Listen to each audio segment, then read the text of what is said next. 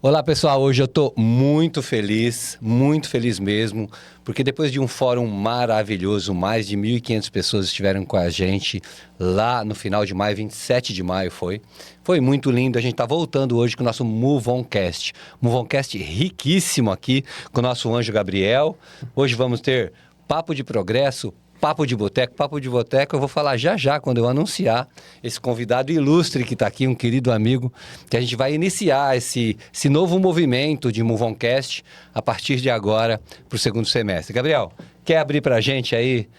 Vamos deixar em segredo quem vai estar aqui com a gente? Vamos esperar um pouquinho? Você já fez um stories, né, mano? Eu quero agradecer a você, espectador, estraguei a surpresa. Espectador que está nos acompanhando aqui no Move On Cast, decisões geram movimento e o futuro é desenhado por quem faz acontecer. E o nosso convidado faz acontecer, né, Fernando? Faz acontecer. Ele vai contar um pouquinho de tudo que ele já fez e o que ele vai fazer, que é muito interessante, inclusive em parceria comigo aqui, uma jornada nossa aqui em parceria. Vamos falar quem é? Vamos. Então vamos lá, apresenta o Vitor aí para nós. Vitor, melhor do que eu te apresentar, decisões e liberdade são conceitos que estão muito fortes na minha vida. 2025, qual foi a melhor decisão que você teve que gerou uma boa liberdade para você? 2025? Isso, esse ano. Esse ano tranquilo, né? Um ano bem tranquilo. Bom dia para vocês, bom dia para o povo que está nos acompanhando. Acho que a decisão que me gerou maior liberdade, ela foi tomada no final de 2024, quando eu saí da minha vida híbrida corporativa, né? Eu ainda sou acionista do Neon e advisor, mas não estou mais no dia a dia. E ao final de março, quando eu efetivamente decidi alçar aí vários voos solos, né? Então, uma decisão que envolve algum nível de insegurança, e ele está presente, incerteza, mas também traz uma liberdade de ação que dificilmente você tem quando você está com uma agenda corporativa única, né? Então essa foi de fato uma decisão tomada aí no final de março que me proporcionou isso. E por enquanto eu sigo navegando nesses mares turbulentos, incertos, mas um bom marinheiro, né, só fica melhor em mares turbulentos, né? Em calmaria ele não aprende. Então estamos nessa. Vitor Loyola, então, está aqui com a gente, né? Para quem não sabe o sobrenome dele, né? Então, hoje estamos aqui com o Vitor Loyola. É um grande prazer ser seu amigo, seu companheiro de mundo de gestão de riscos. Você é um profissional de gestão de riscos, né? Eu queria perguntar para você como que você se tornou esse profissional de gestão de risco, como que isso te atraiu, por que você entrou nisso? Foi por acaso, foi proposital, foi intencional? Como é que foi essa trajetória sua? Um pouquinho da sua história para a gente aqui, já que você é um cara de sucesso, um dos caras mais reconhecidos em gestão de risco do Brasil, o cara que montou um grupo chamado Risk All Times, que muita gente pode estar assistindo aqui, tem mais de 400 executivos lá e a gente está sempre junto todo final do ano, temos um encontro também. Falar um pouquinho desse seu início, a sua escolha, suas decisões que realmente foram importantes para você, sei lá, 3 decisões que acho que mudaram a sua vida. Foi completamente por acaso que eu fui parar em risco. Acaso. Foi o destino. Na verdade, eu sou engenheiro, né? Sou engenheiro eletrônico. Eu, quando me formei, nem participei de processos para banco e fui parar no Citibank 2 anos depois de me formar. Eu já tinha trabalhado numa consultoria pequena. Foi completamente circunstancial, por acaso mesmo, foi uma sorte do destino. Costumo até brincar que a menina que trabalhava na consultoria onde eu estava foi para o Citi, ficou só um mês lá. A única coisa que ela fez de útil no Citi, porque um mês você não faz nada de útil, foi levar meu currículo, e aí eles me chamaram, e acabei que, por uma sorte, eu fui chamado para trabalhar na área de crédito. Né? E por que sorte? Porque é uma área cujas habilidades necessárias conversam com o meu background de engenheiro. Se eu fosse para uma área de marketing, RH, talvez não decolasse, não tivesse tido essa trajetória. Então, e no começo da sua vida profissional, você não sabe muito bem, né, para onde você vai, né? Você não define as coisas. Você sabe muito o que você não quer. O que você quer está em aberto. Então, acabou sendo pelo destino mesmo. Fui parar numa área de crédito. Inclusive, quando eu comecei, o seu nome era bastante ventilado. Não sei se tinha saído não há muito tempo. Então, assim, era uma turma que trabalhou contigo. Comecei em 97 lá. Não sei quando você saiu de lá, mas... Já te falo. Lembra aí, vai lembrando. E foi por acaso, só que deu certo. Deu certo porque as aptidões necessárias conversavam com o que eu tinha feito, né? Então, acabei que... tive sorte também que a organização Citibank é uma organização fantástica, que investe muito nas pessoas, toma risco com as pessoas, enfim. Eu fui para lá movido por um desejo de fazer uma carreira internacional. Então, não havia assim, quando eu tive o convite, não foi porque eu quero trabalhar em banco ou porque eu quero trabalhar em risco, nem sabia do que se tratava. Foi porque eu quero fazer uma carreira internacional. Então, o plano de fundo eu quero fazer uma carreira internacional, essa empresa pode me proporcionar isso. E gostei do que tinha ouvido e vamos nessa. Foi isso que aconteceu. Foi um acaso. Tá? E é legal você perceber que esse acaso, né, te coloca num lugar apaixonante, né? Porque crédito é um trabalho apaixonante porque tem a ver com crédito, confiança, pessoas, né, mundo, economia, tem a ver com tudo, né? Crédito traz um propósito junto com o próprio nome, já traz um grande propósito, né? Acho que eu me apaixonei por crédito... Depois que eu escolhi, por exemplo, quando eu entrei, eu fiz uma entrevista, né, logo depois da faculdade, eu saí de 95 que eu saí do Citi, então que eu fui para o Itaú. Que eu fui para o Itaú quando o Itaú comprou o Banco Francês Brasileiro para criar o Personalité, que era o cara de risco ali. E quando eu fui escolhido numa empresa que é a Credicar, né, minha primeira entrevista foi na Credicar e única. Primeira e única entrevista que eu fiz na vida de emprego para começar o meu estágio foi lá. E tinha um grupo, eu acho que eu já contei essa história, tinha um grupo onde o melhor aluno da classe estava aqui do meu lado, né? E eu fui escolhido depois, vou encurtar a história aqui. E eu liguei para RH, quando ela me mandou a mensagem, falei assim, eu só preciso para dar o ok aqui, eu só preciso de uma resposta. Por que eu, se o melhor aluno da sala estava no meu lado? Eu perguntei para ela. E para mim isso mostra tudo que eu faço até hoje. Eu preciso entender como as decisões acontecem, entendeu? Eu precisava entender por que ela me escolheu. E ela falou para mim, porque você é a cara da empresa. E eu pela primeira vez entendi o que é cultura, né? Cultura, cara da empresa. Então é muito legal. Então eu acho que é uma profissão apaixonante e que a gente, enfim, vai falar bastante daqui para frente. Mas ok, e aí diante disso, mais uma pergunta a fazer para ele aqui, Gabriel. Quais são os 3 momentos que você poderia falar assim, são 3 pilares do meu rumo profissional? Bom, o primeiro pilar foi quando eu me torno gerente bastante cedo, né? E aí foi uma situação também que é essa, que você toma risco com as pessoas. Eu acabei fazendo um trabalho para o VP da minha área, que foi muito bem sucedido, e surgiu uma oportunidade numa gerência de cobrança. E ele me promoveu, assim, um rompante, né? Fala, vai você, mas eu não sei nada, não conheço, vai você e tal. Enfim, eu com 25 anos eu assumi uma gestão de pessoas. Na época tinham 70 pessoas no grupo. Então, esse para mim é um primeiro turning point muito importante, que até hoje eu lembro dele, né? Como você sai de uma posição de analista e colaborador especialista técnico, né? Só você e as suas planilhas e tudo mais, para uma posição de gestão. Então, jamais pode acontecer o que acontecer na minha trajetória profissional, esse vai ser sempre um dos 3. Tá? E aí, obviamente, que depois disso as coisas foram fluindo naturalmente, as promoções, o crescimento e tudo mais. O segundo momento, e eu nem considero quando eu me expatriei um momento turning point, foi uma situação natural, mas o segundo momento foi quando eu estava na Grécia, eu saio do Citibank na Grécia e vou para o Barclays na Inglaterra.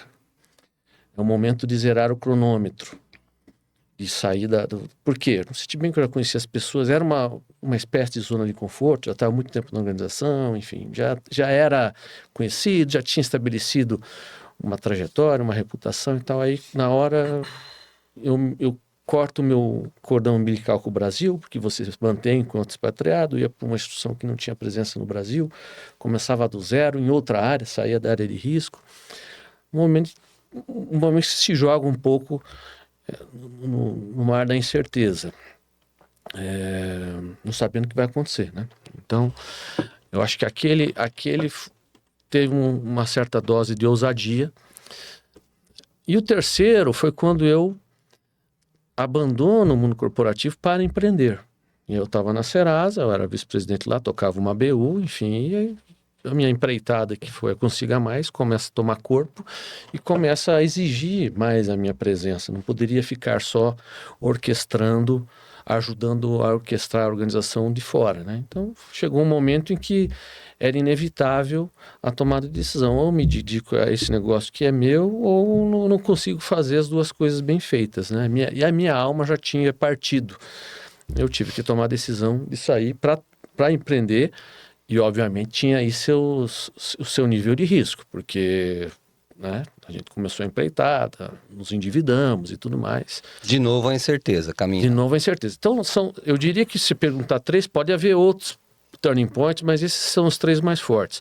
Em todos eles, eu fui forçado, eu fui convidado, foi o primeiro, né? Então não era que eu tomei uma decisão, eu fui agraciado por uma promoção. Os outros 2 foram decisões, de fato, em que eu tinha opções e eu tomei opção pelaquela que trazia a maior distanciamento da zona de conforto, né? Então eu acho que esses são movimentos que acabam sempre acontecendo.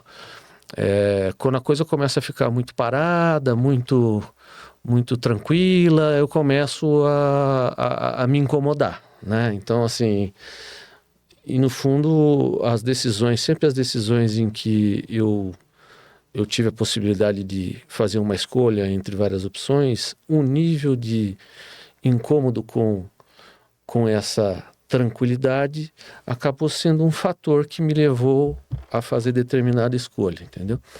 Então foi isso, assim, isso até hoje é verdade, né? Então, recentemente mesmo, eu simplesmente abdiquei de uma vida corporativa e tô tocando aqui várias empreitadas porque não estava me fazendo bem as amarras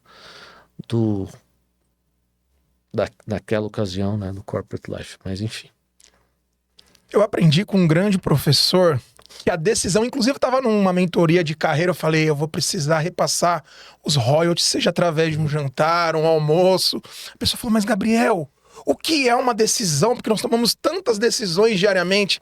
Falei, para mudar sua vida, a decisão é um sim sem medo e um não sem culpa, by Fernando Manfio. Isso tem me ajudado a entender um sim e um não.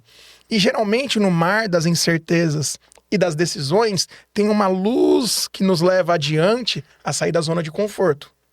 Se nós formos pensar na jornada do herói, esse mundo comum que nós nos encontrávamos há 2 décadas atrás, lá tinha o seu cenário de incerteza. E hoje quase ninguém está falando sobre inteligência artificial, né, Fernando? Nossa, fala-se demais, né? E eu acho que é interessante, antes de entrar no assunto de incerteza, que já vai um recado muito forte para todo mundo que está assistindo esse podcast, né? Uma pessoa de sucesso fez 3 escolhas. As 3 escolhas foram pela incerteza, por onde tinha um lugar de desconforto. E a gente vê grande parte do mundo procurando o contrário, né? Procurando o contrário. Mesmo que inconscientemente a gente está, entre aspas, procurando o tal do conforto. E quando a gente deliberadamente vê o desconforto e entra no desconforto, é aí que a gente cresce. E essas são as principais decisões. Você citou 3 decisões e as 3 tiveram a mesma característica. Você optou por crescer, por evoluir, a partir do quê? Do desconforto. Porque não dá para crescer no conforto, né, gente? Ninguém cresce deitado no sofá. Mas, enfim. Mas tem os efeitos colaterais, né? Porque você tem que lidar com essa... Que faz você crescer, né? Você precisa estar preparado para os perrengues psicológicos que vêm junto com a insegurança, né? O desconforto e tudo mais. Mas eu acho que o crescimento, de fato, ele acontece quando você faz esse tipo de movimento. Na calmaria é mais difícil. Até físico, né? Nosso corpo só cresce no desconforto. É verdade. Até físico. Não existe outra opção. Então, esse negócio de zona de conforto, como diz uma Pema Chodron, É um ninhozinho podre, onde você fica deitadinho esperando que um dia a mamãe pássaro venha te salvar. E não salva. E você fica naquele ninho podre pro resto da vida se você não sair voando. É a pessoa identificar quando chegou na zona de conforto. Às vezes as pessoas não percebem, né? Elas começam a entrar na zona de conforto e se deixam levar e acabam não percebendo que, pô, você entrou naquela zona de conforto, você está precisando de uma mexida, né? Por exemplo, eventualmente hoje olhando para trás, você poderia ter saído na minha primeira, quando estava aqui no Citibank no Brasil, talvez pudesse ter saído um pouco antes. Eu já passei um pouco do tempo, sabe? 6 meses, 1 ano, quem sabe. Sim. Mas quando você olha em retrospectiva, na hora em que você está enfrentando a situação, muitas vezes você não tem esse cenário tão claro, né? Quando você entra na zona... Quando é que você entrou na zona de conforto? É uma avaliação crítica para você fazer, né? Sim. Tem um grande estudioso sobre o estado de flow, o estado de fluxo. Ele é um húngaro chamado Mihaly Csikszentmihalyi, que ele fala que quanto maior o desafio e maior habilidade, nós temos uma tendência a influir. É aquele momento que você grava um podcast e fala, nossa, tanto assunto bom que eu ia precisar de umas 5 horas. E flui. Acontece. É o que aconteceu, por exemplo, no Fórum Bom. O dia passa muito rápido. E eu ouvi algo que me chamou a atenção. Uma pessoa trouxe um modelo mental, uma maneira de enxergar a vida, que o lucro nada mais é que a consequência do risco. E que sorte é quando o preparo encontra oportunidade ou a oportunidade encontra o preparo. Nessa jornada é sempre importante ter mentores, consultores. Na opinião de vocês, quais são os benefícios em ter uma consultoria em gestão de riscos? O tal do famoso equilíbrio entre risco e recompensa, você está falando. Olha, né? chegamos. É exatamente aí que é o ponto, né? Quer falar? Veja, eu acho que as organizações estão em diferentes estágios de maturidade quando a gente fala desse assunto, né? Tem empresa muito desenvolvida, outras no nível intermediário, outras no nível ainda no estágio inicial. Então, óbvio que depende muito de onde você se encontra. E esse é um assunto que, infelizmente, tem muitos gestores de negócio que não entendem direito.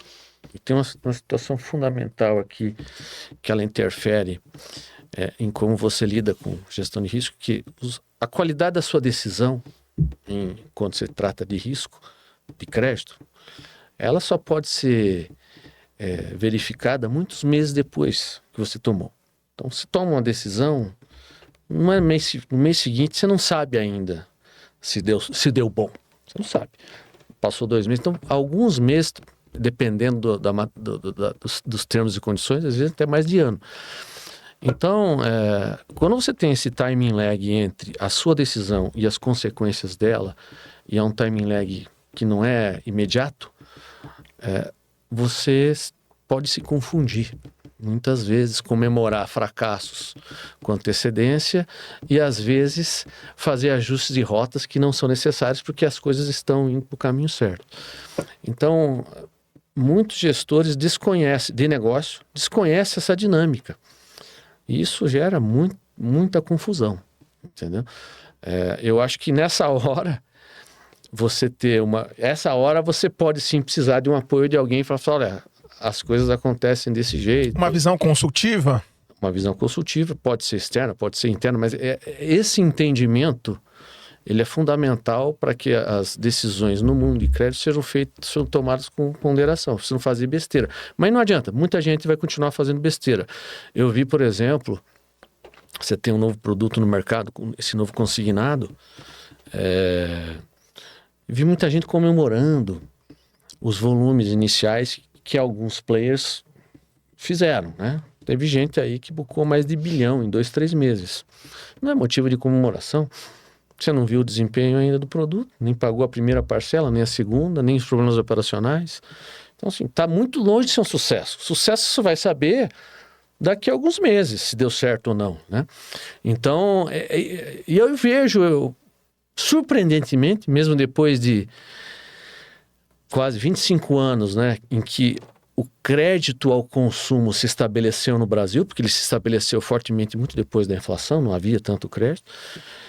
Mesmo depois de muita gente ter trombado, ter tido surpresas muito desagradáveis por causa de uma gestão irresponsável, você ainda vê gente comemorando algo que, espera, não é hora de comemorar. Né? Você vai comemorar depois que a coisa amadurecer, você vê se de fato o que você fez, as suas safras vão performar, tem o desempenho que você espera, não é de 1, 2 meses depois. Então, essa ausência do conhecimento dessa dinâmica, ela torna o papel, inclusive, do gestor de risco até complexo, porque muitas vezes ele tem que explicar para os chefes, né, que não conhecem do assunto, uma dinâmica que não está ainda na cabeça deles. Fala, mas... Então você tem muitos mecanismos para melhorar isso, você cria indicadores precoces e tudo mais, mas a verdade é que existe ainda um desconhecimento em boa parte de gestores de negócio em relação à dinâmica, quando a sua decisão e a consequência dela não acontecem no mesmo timing. Né? Em muitos negócios ela acontece no mesmo timing. Então eu vou lá, compro uma Coca-Cola. Para a Coca-Cola eu estou fazendo receita naquele momento, não haverá uma perda, não é uma coisa que é em tempo real. Quando o assunto é crédito, estou emprestando dinheiro, e a pessoa para quem eu emprestei vai me pagar, ela vai me pagar em prestações e tudo. Tem muita coisa que pode acontecer, pode dar errado, entendeu? Então, a geração de volume e de receita, ela acontece, depois ela vem acompanhada dos transtornos da inadimplência e tudo mais. Quando esse negócio se estabiliza, é que você sabe se a coisa deu certo. Só que esse timing, ele gera essa confusão toda. Se o crédito fosse restrito a um produto de 30 dias, seria mais fácil. Né? Não é isso que acontece. O relacionamento que você estabelece com o cliente quando você fala de crédito é um relacionamento de muito tempo, é duradouro, não é de 30 dias. Então, esse desbalanceamento entre causa e efeito gera muitos perrengues. Pode gerar lucro e pode destruir uma empresa, né? O desconhecimento que muitos gestores têm dessa dinâmica faz com que decisões sejam tomadas de maneira equivocada, que você celebre resultados que eles se mostrarão um fracasso absoluto no futuro e tudo mais. Mas essa é uma questão de amadurecimento. A indústria tem amadurecido. Obviamente que hoje, 2025, está muito, muito mais avançado do que era há 2 décadas. Né? Então você tem instituições maduras já que sabem lidar com isso. Mas mesmo assim você vê muita gente fazendo barbeiragem ainda. Você vê que quando o Gabriel citou a frase sim sem medo, não sem culpa, ela vem exatamente o que você está falando. Porque quando eu caracterizei que conceder crédito é dizer sim sem medo, significaria que eu estou dizendo sim, tendo a certeza que eu fiz todas as análises possíveis. Todas as análises possíveis. Usei todos os dados possíveis, usei os melhores algoritmos para dizer sim. Mesmo assim, com um nível de risco.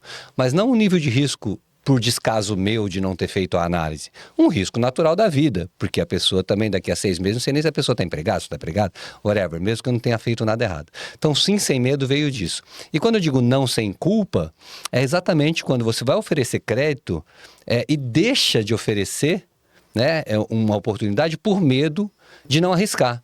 Então, será que você realmente fez todas as análises corretas para dizer assim, cara, você não precisa ter medo desse tipo de profissão? Por exemplo, autônomo era uma grande questão, né? Hoje, autônomo, como é que você vai falar? Não vou dar crédito para autônomo? Porra, né? Mas antes, não damos crédito para autônomo.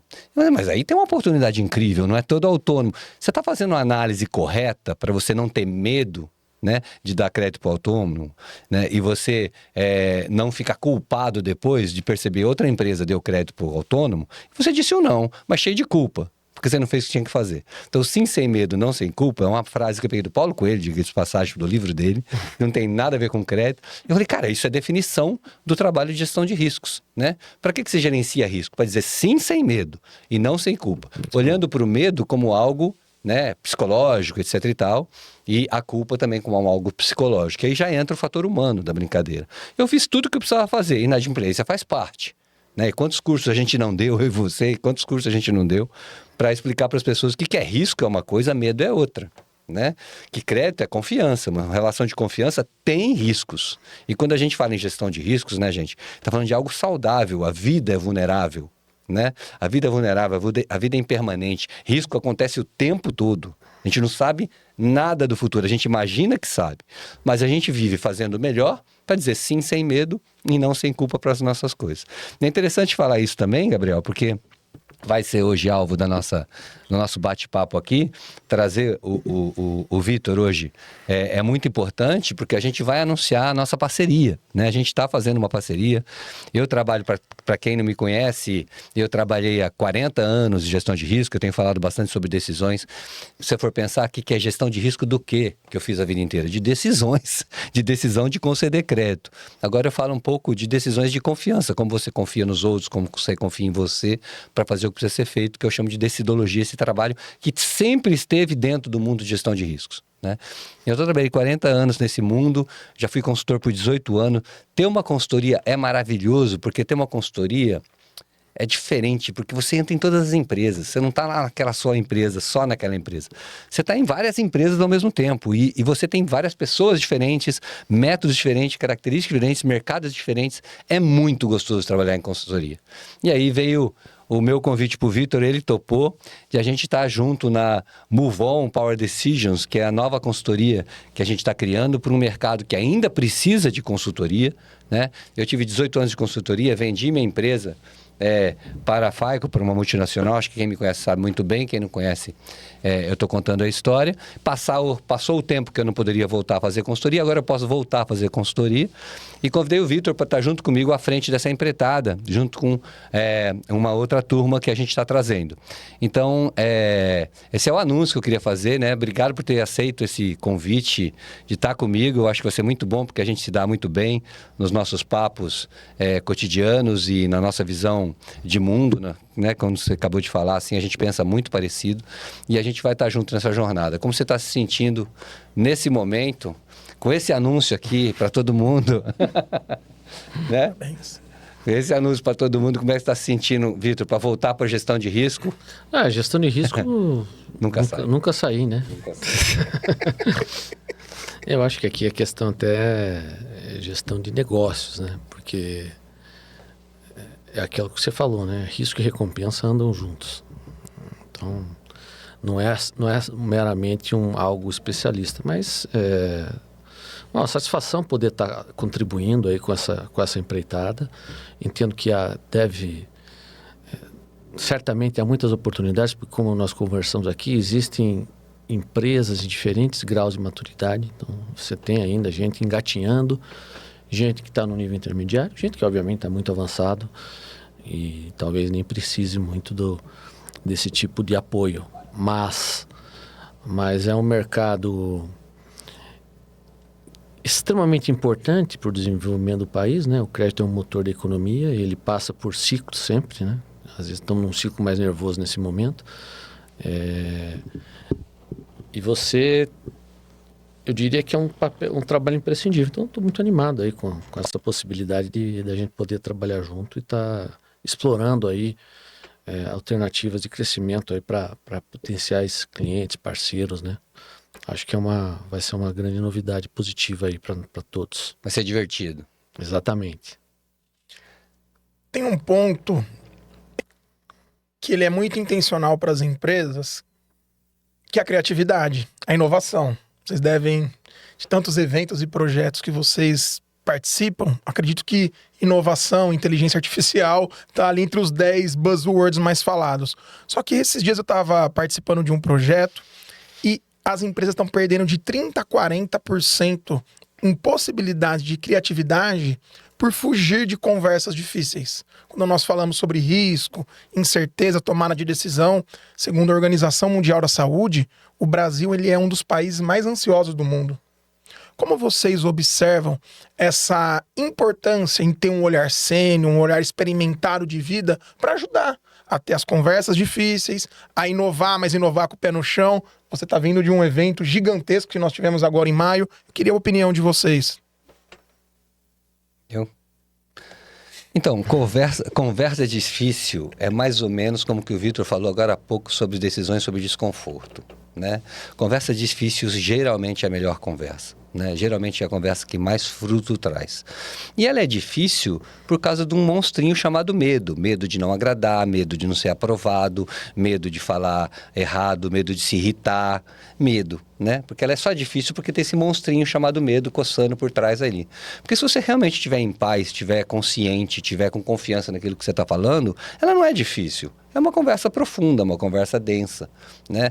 O difícil fica pelo lado emocional invisível do ser humano, né? Que toma decisões baseado em ficções científicas da sua cabeça.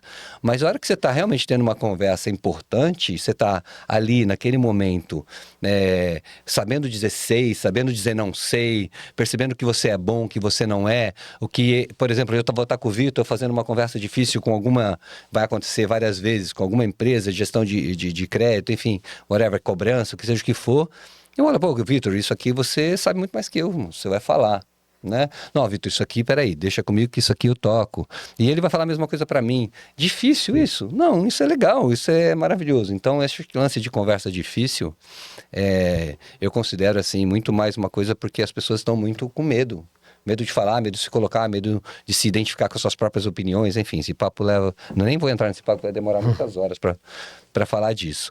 E o que tem bastante, que eu acho que é bastante complexo, né, que é uma conversa, entre aspas, densa, é a introdução da inteligência artificial também, né, nesse mundo do crédito. A gente estava conversando ali fora agora e está muito mais voltado hoje para atendimento, né, Vitor? Não está ainda... Porque os modelos sempre existiram, você mesmo comentou ali, né? E eu acho que a gente podia falar um pouco sobre esse novo momento de IA que está afetando todos os negócios, né? Todos os negócios.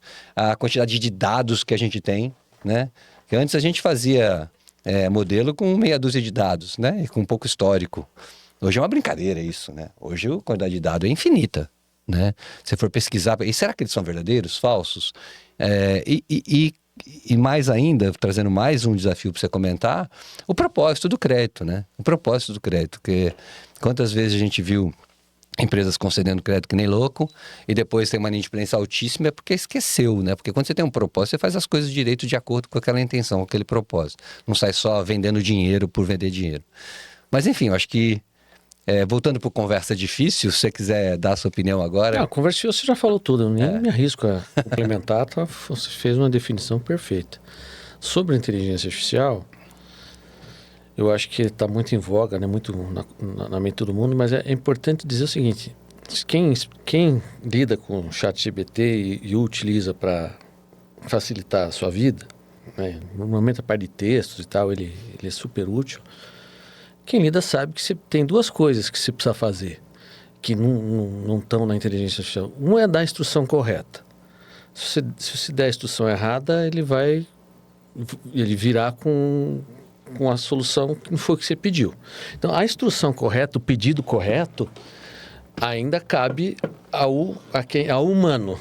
E que muitas vezes gera retrabalho. Então você precisa pedir o que você quer de direito, né? Senão ele vai para outro caminho. Então... Isso a definição ainda não está por conta da máquina, né? O que nós vamos fazer e como, né? E a segunda questão, que acho que essa é a revisão. Se você pede alguma coisa, ele volta e você não gostou muito. Aí você vai fazer os ajustes. E é muito mais produtivo do que se você tivesse trabalhando sozinho. Mas essa revisão é absolutamente necessária, porque ele não te entrega algo 100% bom de cara. Muito difícil.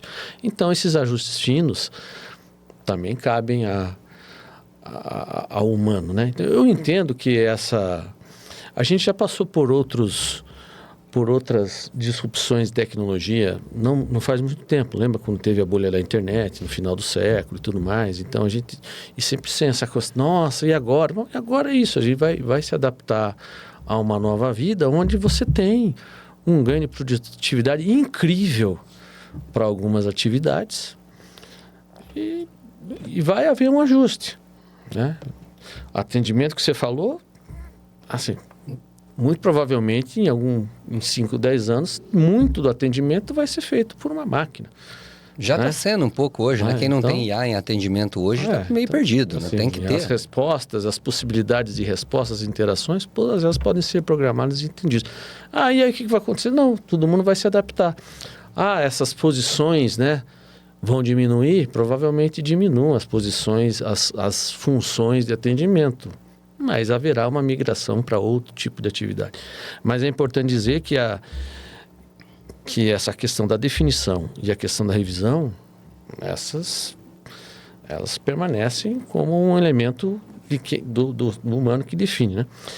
E um outro tema muito importante que eu acho que está correlacionado com o IA, eu vou fazer a analogia para o mundo de crédito, que no mundo de crédito você desenvolve esses modelos, algoritmos, etc., para tomar uma decisão melhor, né? Em tese, então você compila milhares de dados, cria um modelo e esse modelo é capaz de te apoiar na decisão de dar crédito, não dar crédito, fazer isso, cobrar aquilo. Então, em tese, você tem lá a matéria-prima para tomar uma decisão melhor. Mas no final do dia, quem vai tomar a decisão de o que fazer com aquele modelo é o gestor, né? Então, eu já vi casos em que a instituição elabora uma segmentação, um modelo, faz tudo certinho, a receita de bolo, né? Coloca a segmentação A, a segmentação B, mistura com score, etc. E aí, no final, esse modelo cospe vários níveis de risco diferentes, cada cluster com um nível de risco, tudo perfeito. E aí, na hora de definir o preço, o cara faz bobagem, entendeu? Define o preço errado e aquele nível de risco, por exemplo, está incompatível com o preço que ele cobra, ele vai ter prejuízo. Mas a definição do preço não é a máquina que faz? Não é a máquina que faz assim. Depende do apetite. Aí vai depender do apetite de risco que a organização tem.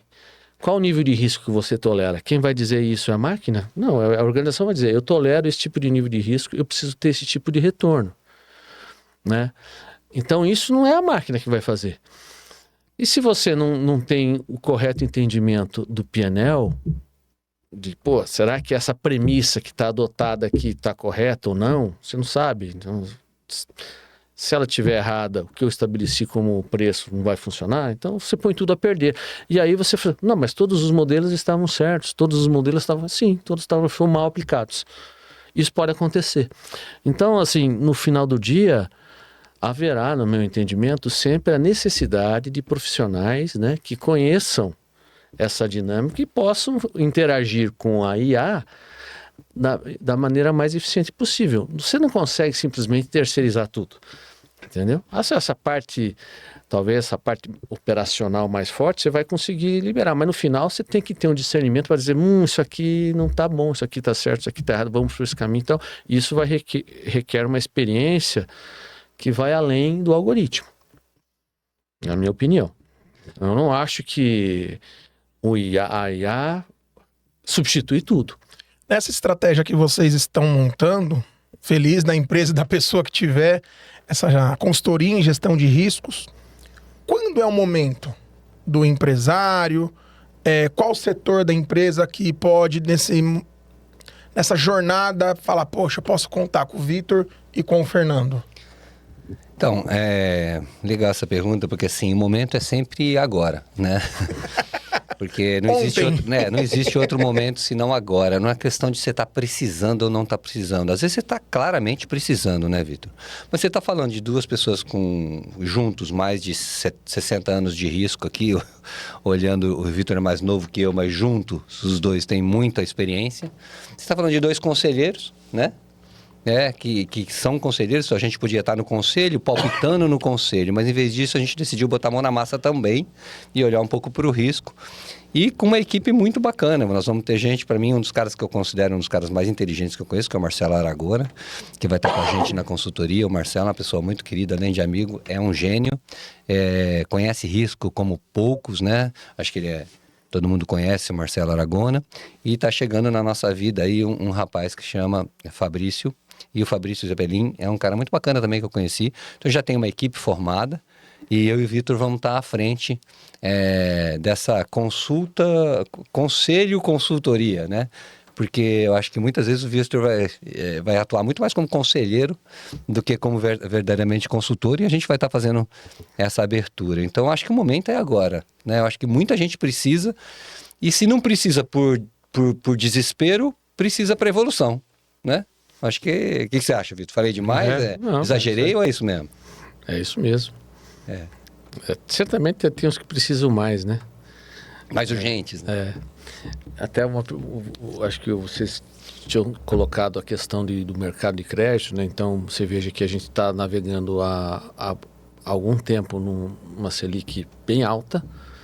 Isso, obviamente, torna as coisas mais complicadas do ponto de vista de volume de concessão, etc. Fica mais difícil o jogo. E os níveis de inadimplência, provavelmente, nos próximos meses, vão superar o maior patamar histórico dos últimos 10 anos. Então, desde que esse indicador é medido pelo Bacen, que eles têm um indicador de inadimplência, e começou a ser feito, se não me engano, em 2011 ou 2012, de forma consolidada, o indicador da inadimplência vai estar no seu momento de pico nesse período inteiro. Então, não é a vida não está muito fácil, né? Então, aí, obviamente que primeira área a ser apedrejada é a área de cobrança, né? Então, o pessoal, quando a coisa começa a ficar ruim, o pessoal acha que a cobrança, ela faz milagre. Sendo que um crédito, quando é mal dado, crédito ruim, você pode... Nem Jesus Cristo consegue receber, entendeu? A cobrança não faz milagre. Ela atua naquela zona ali, aquela zona cinzenta, onde se você for preciso e assertivo, você consegue recuperar. Mas ela não faz milagre. Então, muitas vezes o problema está na originação, no excesso de risco que foi tomado sem a devida ciência dos efeitos negativos de um estresse cenário que poderia acontecer depois. Então, o momento atual de mercado, e isso é cíclico, não vai ser assim para sempre, mas o momento atual é um momento de concessão mais contida e de uma inadimplência crescente. É aqui que se associa o que você trouxe sobre a clareza do timing, da tomada de decisão, de uma visão mais macro. Sim, a questão do risco sempre está associada ao lifetime. Entendeu? Você gera volume no momento zero. Então, se você está me emprestando dinheiro, imagine que, como você, tem 1 milhão de pessoas, tá? Mas vamos falar, eu e o Gabriel. Se o Gabriel pediu 5 mil reais emprestado, no momento zero eu gerei um volume, 5 mil reais. A receita, dependendo do produto, ela virá fracionada com o tempo. Esse tempo pode ser 12 meses, 36, qualquer. Mas se você tiver dificuldade em não me pagar, todo o saldo eu tenho que carregar no meu PNL. Então, imagine, no terceiro mês o Gabriel teve um problema, perdeu o emprego e resolveu que não me paga mais. Eu não vejo mais a receita e começo, então, a ter que fazer um provisionamento por valor que você não vai me pagar. Então, isso tem um efeito terrível. Quantos bons Gabriéis eu vou precisar para cobrir aquele que não me pagou? Alguns. Essa dinâmica toda, ela não é tão simples assim, entendeu? E tem a questão do timing. Porque o Gabriel hoje pode estar bem, mas daqui a 6 meses você pode, eu não vou mais pagar, perdi o emprego, entendeu? Se eu tenho um compromisso contigo que é de 24 meses, eu tenho tem um período longo em que pode acontecer algum tipo de imprevisto e você abrir o bico, entendeu? Então essa dinâmica toda, ela envolve esse timing lag aí, né? Então não é assim, não é uma rocket science, mas requer um certo domínio dessa dinâmica. Ainda mais com esse momento, né, que a gente está de mudança de emprego, né, mudança do tipo de emprego, tipo de trabalho, né, o trabalho todo se revolucionando, né, quem que vai perder o emprego?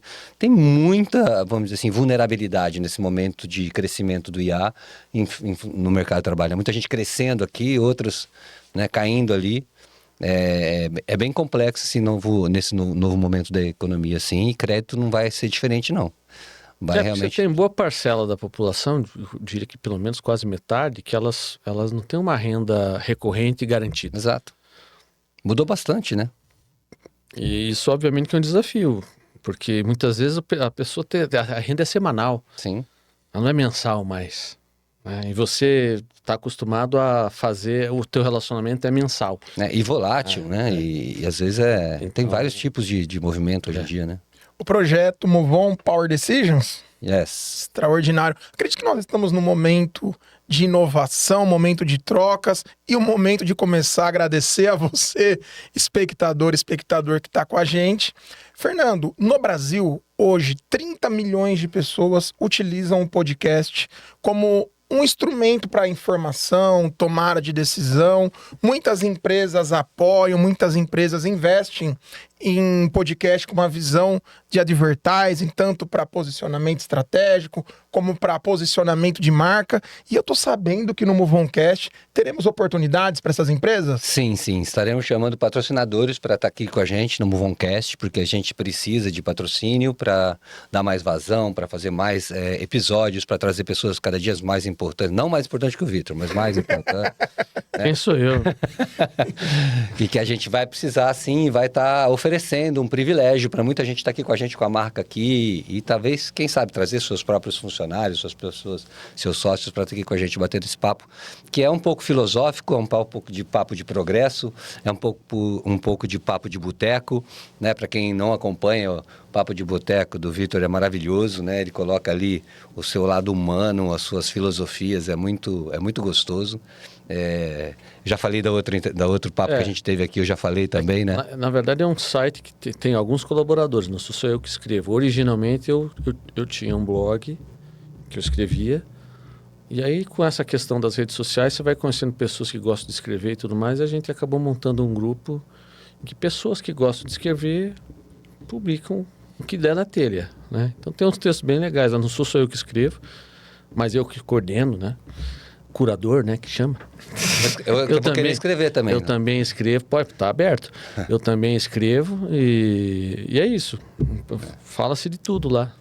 Na minha opinião, você me corrige se eu estiver errado, mas ele está sendo muito modesto, porque o Vitor, num período mais delicado que nós tivemos nos últimos anos, ele foi um instrumento de informação, esclarecimento, esperança, pelo que eu percebi, porque eu dei uma pesquisada. Sim. Foi muito intencional e ainda é muito intencional o trabalho que você faz no Papo de Boteco, porque as pessoas, elas olhavam para você como um grande consultor, um grande norte, né?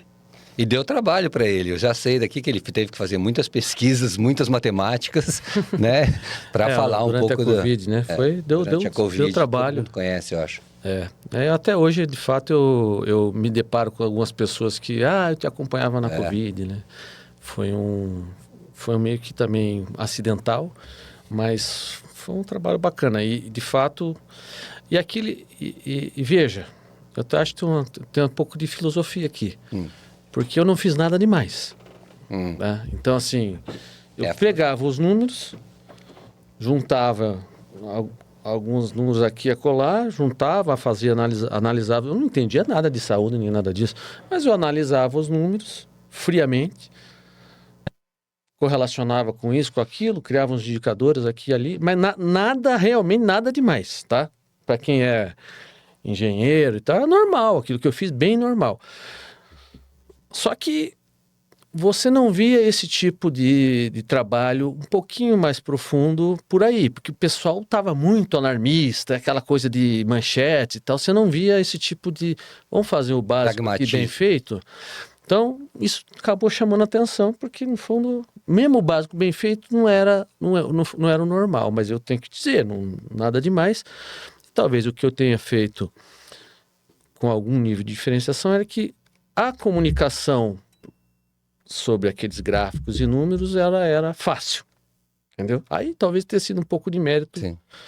Porque a análise em si, normal, que eu fiz, bem feijão com arroz. Mas a comunicação sobre os números, e aí tem que entender que muita gente não gosta de matemática, não gosta de olhar gráfico, não tem facilidade e tal. Então, como é que você traduz aquilo de um jeito fácil?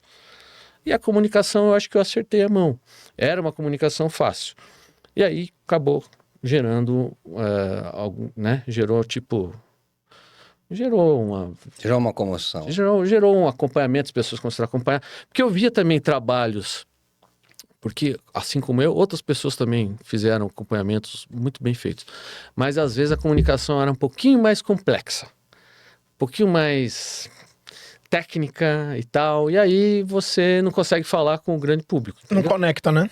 Então eu acho que nesse caso todo aí, tem duas lições que eu tiro. Uma é que você não pode supor que o básico bem feito é uma commodity. Não é. Depende do contexto, né? O que eu fiz era um negócio básico. Então, assim, ele gerou esse negócio, mas era básico. Não tem de jeito nenhum que eu fiz um negócio super mega estatístico. Não, bem, mas era um básico bem feito. Não é commodity. O básico bem feito pode ser diferencial. E a segunda lição é a seguinte: se você fizer o básico bem feito, mas não se comunicar direito, não vai dar certo. A comunicação sobre o básico bem feito, ela é tão importante quanto o conteúdo básico daquilo que você fez. Entendeu? Então, o meu negócio, a minha amplitude, que até hoje, né, passou com a pandemia já faz tempo, mas até hoje eu vejo a pessoa, que eu gostava do que você fazia na Covid, papapá. Ela é uma combinação das duas coisas. E eu acho que provavelmente se tornou até mais relevante pela comunicação. Que aí eu acho que eu acertei a mão, eu conseguia traduzir os gráficos, tal, numa comunicação simples, mesmo quando a pessoa não era do ramo, não gostava de matemática, não gostava de gráfico, ela ali entendia. Aí, obviamente, tinha uma mensagem sempre mais com um viés mais otimista, no meio aquele pandemônio, todo mundo armado e tal, você tinha sempre uma visão mais otimista do mundo. Mas eu acho que são duas coisas que me marcaram, que eu tomo como lição. Às vezes a gente acha que está fazendo o básico, que todo mundo faz o básico, bem feito. Não é assim. O básico bem feito, não tome como verdade que todo mundo vai fazer o básico bem feito e que ele é o padrão. Às vezes não, às vezes não é padrão. Às vezes o básico bem feito é um ponto bem positivo. E o segundo foi, comunique-se bem. Então, entenda como que quem é a sua audiência, como que você vai capturar a atenção e até o engajamento da audiência. Você tem que falar do jeito que ela entenda, né? Então, se você... Provavelmente, se o mesmo trabalho que eu fiz, algum cara muito técnico, um acadêmico, pegasse os mesmos gráficos que eu coloquei num texto muito mais sofisticado, muito mais complexo e tal, provavelmente não ia ter o mesmo alcance, entendeu? Então, eu acho que aqui é o tom da comunicação hoje, ele é extremamente importante, né? Então, eu acho que nessa conversa toda, que eu sei que a gente nem falou disso, mas eu acho que são duas coisas importantes, né? Então, não subestime o básico bem feito, tenha uma comunicação clara, objetiva e que consiga conectar com a sua audiência. Ela precisa entender o que você está falando, né? Não precisa achar que você está falando nesse nível, eu estou aqui, não vou entender nada, então eu simplesmente abandono, né? Muito bom isso. Acho que o fato de a gente muitas vezes não saber se comunicar faz com que a gente complique as coisas que não precisam ser complicadas, né? Eu acho que é uma questão que está conectada mesmo. Então todo mundo tem que fazer, no mínimo, nada demais e se comunicar muito bem. Então acho que é só isso que o mundo precisa, de fato, né? Que a gente faça nada demais, mas também não faça nada de menos, né? Não faça nada de mais nem nada de menos. Mas, você está anunciando o final do podcast aqui, mas assim, não terminou ainda não. Porque tem um papo, né, que a gente precisa comentar, né? Que a vida é plural, né? Você não atua só numa coisa, o Vitor e eu não vamos fazer só a consultoria, ou só esse trabalho de risco. A gente tem outras frentes e isso é maravilhoso, né? Todos nós temos. E uma que eu tenho é junto com você, né?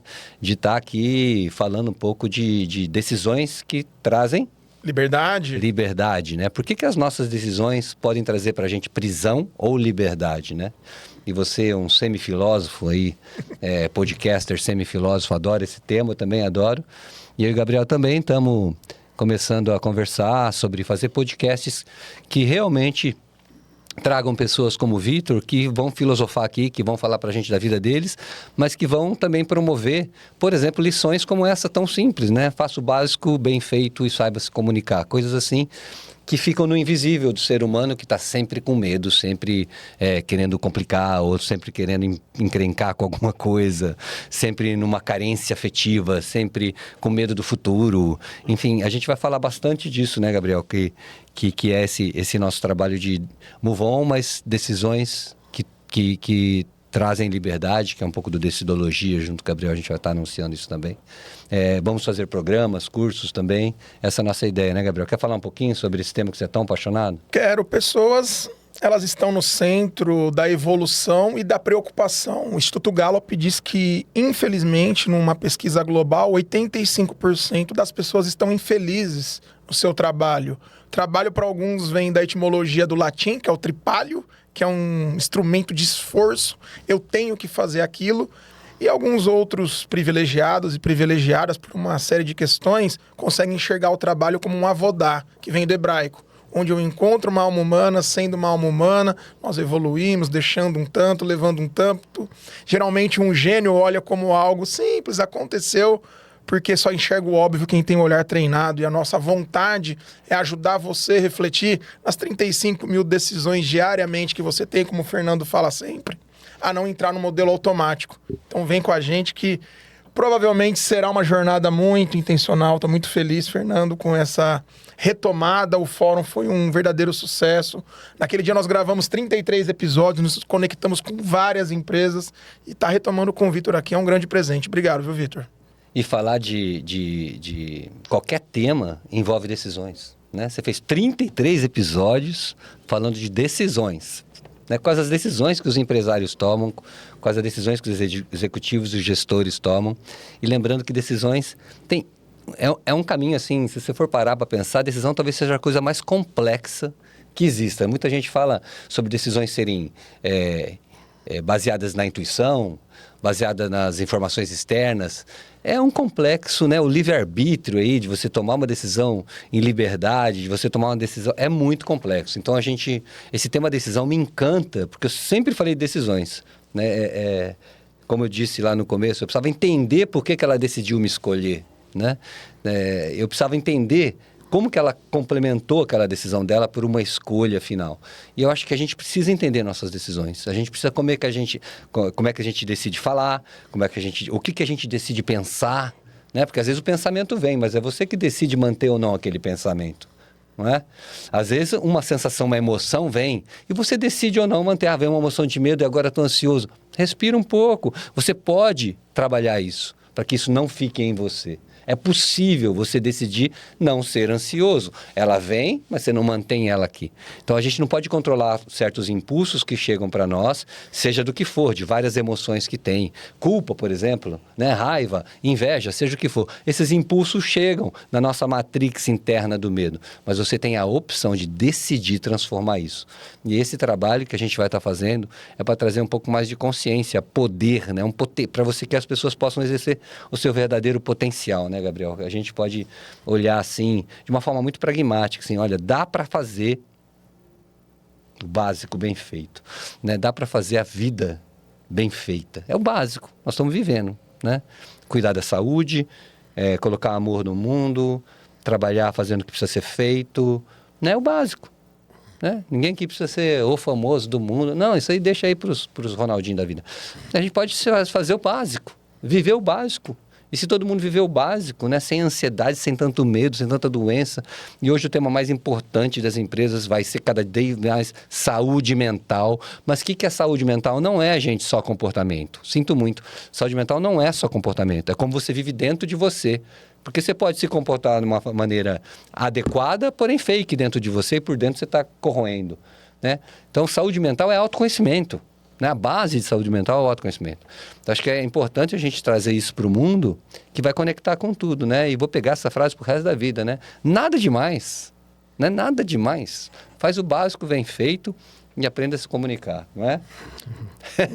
Vitor, suas considerações finais. Já vou agradecendo mais uma vez sua presença. Agradeço para você, espectadora, espectador que está com a gente. Gratidão por estar aqui com a gente. Eu acho que você pegou um gancho importante, talvez, essa questão do... Nem tinha parado para pensar, né? Não subestimar o básico bem feito. Sim. Que a gente acha que... isso não é nada demais. Às vezes, sendo bem feito, simplesinho, né? Um arroz com feijão, bife, salada e tal. Pô, certo. Quem acha que não... Às vezes, sacia tanto quanto um prato no gourmet. Pois é. Viver em harmonia, né? É o básico bem feito. Viver em harmonia é o básico que a gente pede para um ser humano. E a questão, de fato, a comunicação, muitas vezes a gente está certo no conteúdo e erra na forma, né? Então, ela é super importante. Quantas vezes a gente não entrou em presepada, né? Por uma questão de comunicação mal feita, né? Várias vezes.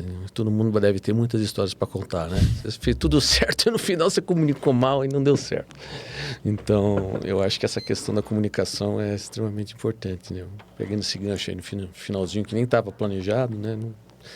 Mas é isso. Isso que é bom. Então, mas estamos juntos aí. Vamos para frente, vamos com tudo. Vamos juntos. Obrigado. Agora tem aqui papo de boteco, papo de progresso. E o meu papo qual é? Papo furado? Não. Papo decisivo. Papo decisivo, isso. Power Boa. Decision. Papo decisivo. Boa. Papo de boteco, papo de progresso e papo decisivo. Tamo junto. É isso aí, gente. Quer finalizar? Mais do que essa finalização, você é o comunicador. Eu tô aprendendo aqui com você. Me chamou a atenção, às vezes a pessoa tem o conteúdo e erra na forma da comunicação. A etimologia da palavra comunicação é tornar comum. Fala bem quem pensa bem. Aqui nós somos pensadores, criadores de possibilidades, com muita humildade e intencionalidade, porque no Movoncast o futuro é desenhado por quem faz acontecer. Muito obrigado e até mais. Até mais, gente. Tchau, tchau.